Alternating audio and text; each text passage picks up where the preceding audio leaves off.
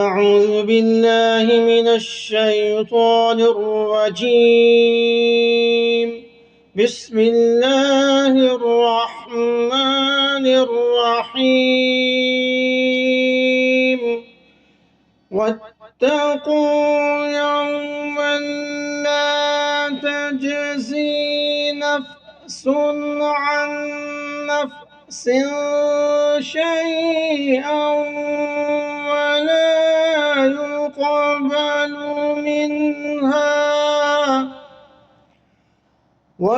يقبل منها شفاعة ولا يؤخذ منها عدل ولا هم ينصرون۔ اور ڈرو اس دن سے کہ جس دن کوئی کسی کے کچھ بھی کام نہیں آئے گا، اور نہ ہی کسی کی سفارش قبول کی جائے گی، اور نہ ہی کسی سے کسی قسم کا فدیہ لیا جائے گا، اور نہ ہی ان کو مدد پہنچے گی۔ تو آیت میں یہود کو خطاب ہے، جس طرح پچھلی آیت کریمہ میں بھی یہود کو خطاب تھا۔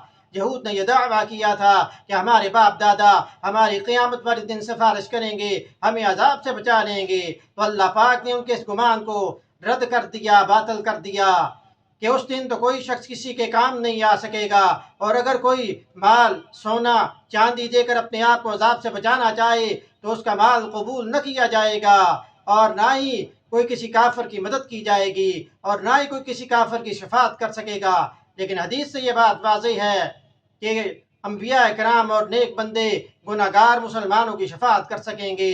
تو اللہ پاک ہمیں اس دن کی تیاری کرنے کی توفیق عطا فرمائے، اللہ پاک عمل کرنے کی توفیق عطا فرمائے۔ وما علینا الا البلاغ المبین۔